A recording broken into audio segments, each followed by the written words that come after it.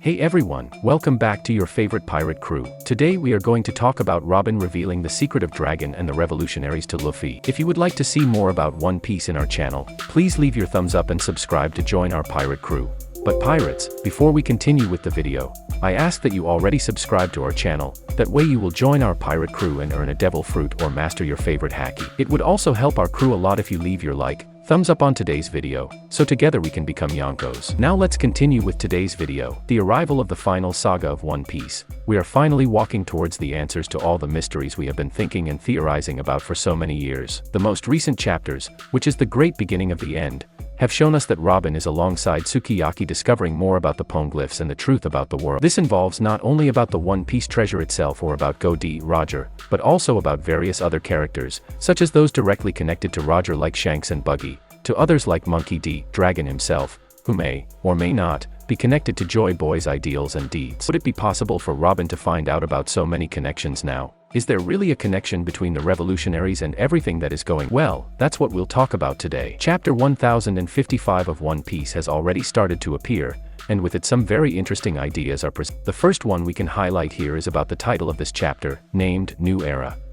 Besides some things involving Ryokujayu and the Straw Hats, we follow the continuation of the scene where Robin and Law are taken underground, deep in the country, where the road Poneglyph is hidden in the ancient land of Wano. There, Sukiyaki explains to them about how the current Wano was built, telling them that it used to be a much larger island and has become smaller due to the rising sea level, which implies that there are still unexplored parts of the island that can be taken into consideration. In addition, we have other very important information regarding the Poneglyph of Wano, but the importance of this is, we are heading towards finding out more and more about the truth about the world of One Piece. Poneglyphs are large and mysterious stele with historical knowledge inscribed in ancient writing. They're scattered among the islands of the world, and it is said that the only person left in the world who can read them is Nico Robin. Besides her, Kojiki Sukiyaki is also able to read the Poneglyphs. Although the world believes him to be dead, he has still survived and is currently passing on his knowledge to Robin so that they can actively pursue One Piece. 100 years ago, in the land of Wano, a clan of master masons known as the Kojiki family invented indestructible block-shaped stele in order to record important history on them, preventing them from being destroyed.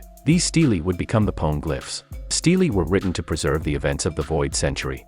After the Void Century ended, the stones were left in the custody of the descendants of ancient civilizations, who guarded them from people who sought to destroy or claim. The world government, in an attempt to cover up the events of the Void Century, made research and decipherment of Poneglyphs a crime punishable by. However, this did not stop others from obtaining knowledge of the Poneglyph, transferring the enigmatic language of the Poneglyphs to paper in the hope of finding someone who could read it, or keeping the stones themselves in their possession to gain superiority over those who seek them. At first, Poneglyphs are divided into three different models: historical Poneglyphs, instructional Poneglyphs, and road Poneglyphs. Historical Poneglyphs reveal bits of ancient history, as well as messages written by ancient peoples. Instructional Poneglyphs contain instructions and/or clues about the location of the historical Poneglyphs, and road Poneglyphs, read from Japanese also as road history text. They detail the combined locations detailed by all four road Poneglyphs allow you to locate Laugh Tale, this being the island at the end of the New World that supposedly contains the treasure called One Piece. It was named by Go-D Roger after he and his crew arrived on the island and discovered the treasure left there in the past by Joy Boy. Joy Boy, which we once thought was a person,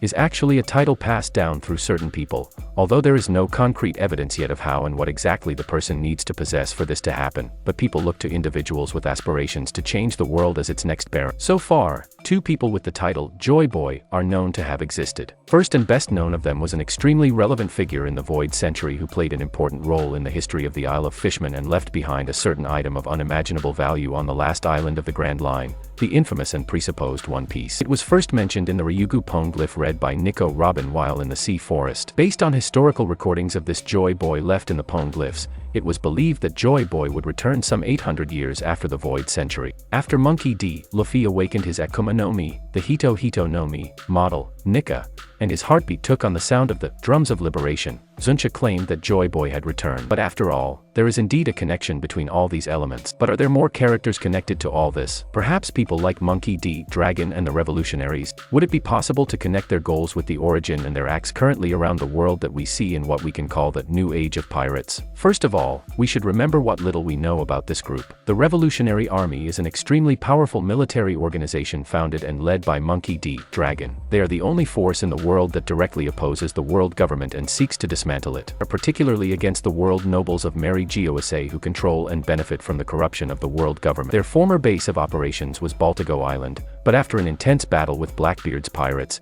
they moved to Momwaro Island, also known as the Kamabaka Kingdom. The main goal of the Revolutionary Army is to fight against the world government's domination of the world, challenging political oppression and corruption. According to Koala, their true purpose is to overthrow the tyrannical and hedonistic world nobles. Most of the Revolutionary Army's efforts are focused on liberating individual islands from the local governments that are under the world government. These small revolutions become easier if the world government or its affiliates are in disarray. Being an independent militia, another goal of the Revolutionary Army is to stockpile weapons to increase their military strength. They monitored the Donquixote family's activity in the underworld with the goal of obtaining the weapons he traded and rescued his comrades who had been transformed and enslaved as toys. The arrest of Donquixote Doflamingo allowed the revolutionaries to seize all the weapons manufactured in Dressrosa. The revolutionaries gather their forces by training children to adulthood and providing contact information for normal civilians who wish not to be oppressed because they are considered weak. The Revolutionary Army's war efforts culminated with distinguished heads of state and the general public acknowledging their opposition to the government and being shocked by the rapid development and progress of this resistance movement so agitated the government that they were forced to initiate clandestine operations that were not known to the general public to disrupt their plans. Despite eventually initiating conspicuous and perpetual military hostilities against the Heavenly Dragons, several prominent revolutionaries maintain the belief of only helping people so that they can help themselves. Ivankov explains to a supplicant Bentham that he is not a miracle worker,